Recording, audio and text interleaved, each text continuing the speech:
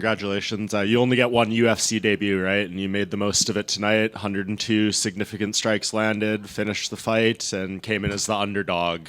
How good does that sound to you? I know how it feels. It feels great. I know I was the underdog. That was really good to have a debut like that. I don't want to fight some of those guys that Azamat fought before me, to be honest. I see a lot of guys in the UFC that are not on this level. Azamat is definitely a guy that could be top 10 easily. He has a record of like 20 fights, one loss maybe. And so that's a great way to start. I feel like fighting someone like that actually makes you proof that you belong here in the UFC level.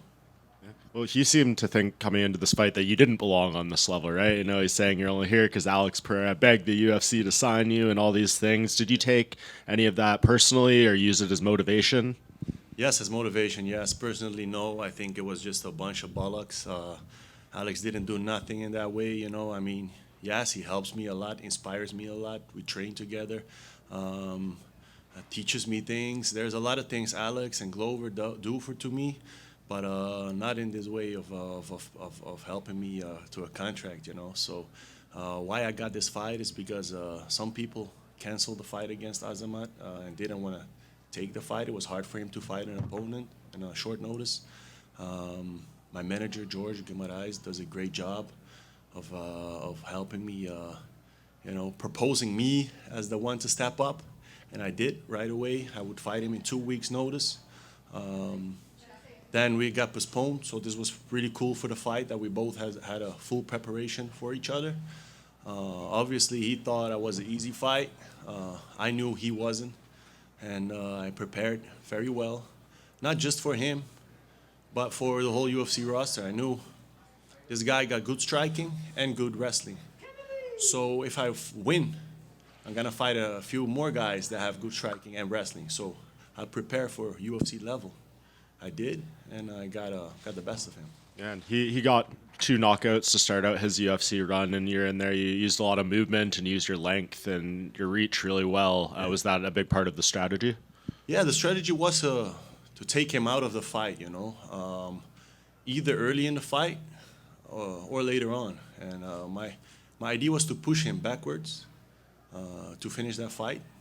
But he wasn't going to let that happen. I felt that, and I was not going to make it a 50-50 fight. So I could have kept on pushing and then make it a 50-50 fight. One of us would go. Either I'd be sitting here happy winning the first round knockout, or him, And I'm not going to do that because I don't want my record like that.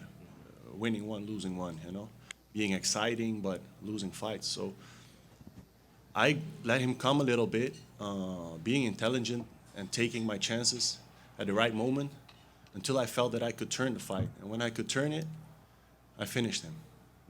And where do you feel, I guess, your evolution in MMA is at this point? You got 4 takedowns. I'm sure this is something everyone's going to try to do to you, or a lot of these guys.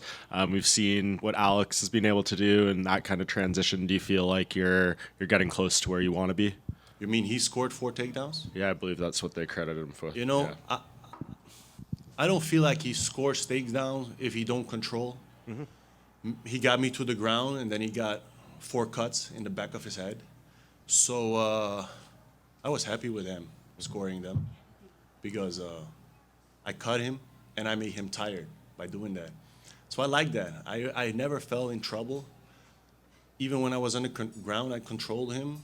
I had his head positioned wherever I wanted, then got up, made him tired, made him squeeze around my body, and just got out of there easily, then turned him to the fence. That helped a lot in turning that fight. When would you like to fight again? Is there any name in this division that you'd like to face? I think it's silly to call out names for someone who just made a debut. I see people do it, calling out top 10 fighters, because that are the names that I know. I don't even know the fighters who are like top 20, 30, right? So it don't make sense to call them out. Also, I don't have a personal issue with anyone.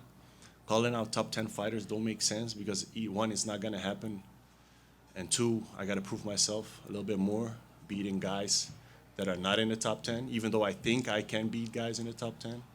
So let me do that as soon as possible, for sure. I don't have injuries. Yes, I come from kickboxing before. That's a sport where you fight a lot. So I've been fighting a lot. I used to fight every month or every 2 months. And I know I still can do that, even though it's a completely different sport. I think it's more injury-prone MMA because some people get a lot of cuts and stuff, then you cannot train hard or fight. But I didn't. So if you ask me, I'll fight next week. But it's up to the matchmakers and to see on what card I belong, and I'll happily fight. Yousri right here. Congrats on the win.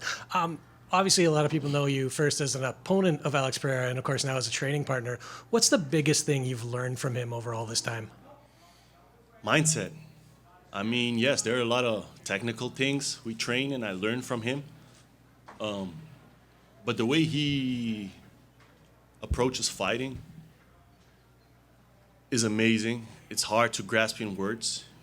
You can't even put it in a martial arts word. You really got to put it in a warrior style of war and how people used to approach war back in the vintage times, actually going in there and, not sleeping for 4 days, not eating and, going in the cold and obliterating an opponent. I mean, that's how close you got to get to come in how he approaches a fight. And I take a lot from that. It's hard for you maybe to make sense from that, but I'm trying to paint a picture there. How Alex approaches a fight, and that resonates with me too. Do you see it resonating with fans as well? You see them really getting behind guys like Alex, getting behind guys like Yuri, who also kind of has that warrior mentality. Do you see that resonating with fans too? That's true. Yeah, I think what we're doing in here is closest to what was the Gladiators back in the days. Why we're still making movies about that, why we're still reading books about that, because it's a very primal and beautiful thing that humans still have, where we are morally evolved into not killing each other and stuff for no reason. But we have made it into an art where we get close to killing each other, but in a respectful way. It's very hard to paint that picture too. But if you love the sport, you understand this. And you know that we love our opponents in a very weird way after the fight. But to get in there and actually trying to smash his head in the worst way possible, in an artistic way, it's hard to understand. But the true fans understand it, and the martial artists understand it. And that's why we all resonate with each other. Last one for me. You had led the crowd in that 300 chant. I think you said it was for Sammy, if I'm not mistaken. Just what's the background on that? The background is, I don't want to get too deep into it, because he's a young guy. But he's going through a hard time. And this is one of his dreams. Another dream is me becoming the champion. But that's not within like a few weeks, right? This was something I could do today. So I did it. And very grateful for the Canadian fans to help there.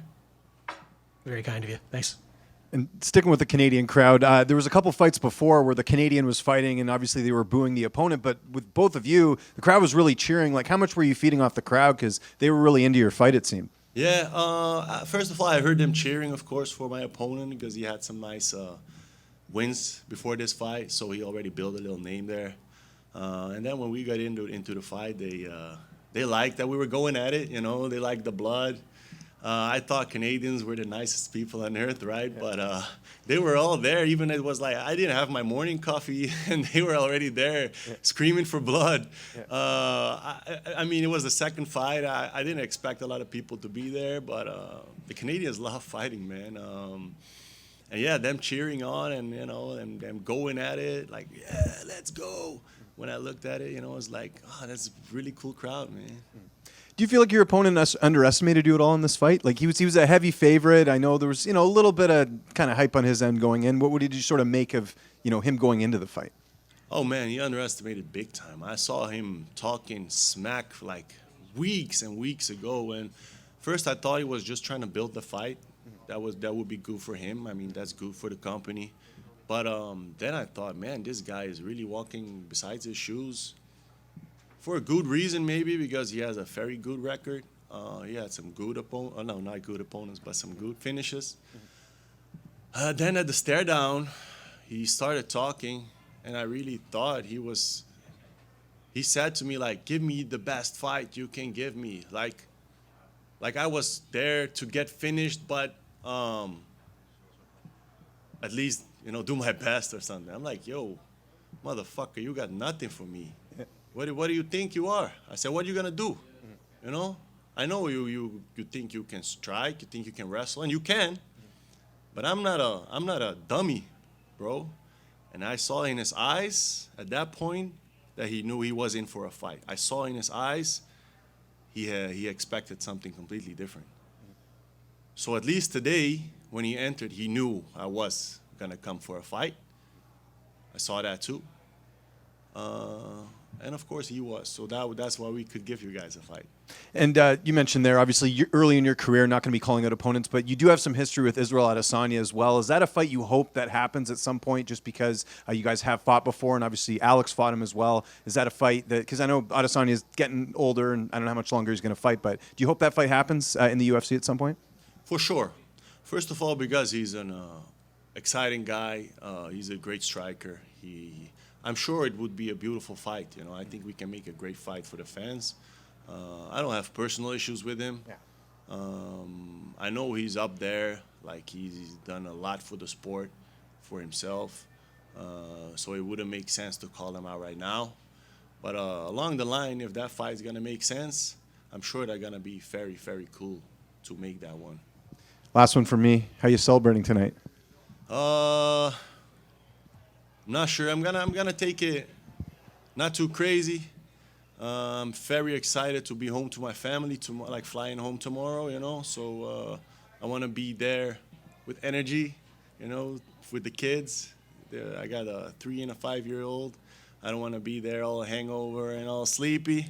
So I'm going to be with my friends. A few friends came out from the Netherlands, so we're going to explore Vancouver a little bit. I hear it's a very beautiful country. So we might go out. I'm not going to maybe go in because I didn't get cars to watch the fight. So we might go out and explore some nature. I think this is a place where you can see bears in the wild, right? That is a big dream of mine. And tonight, explore a little bit more, not too crazy.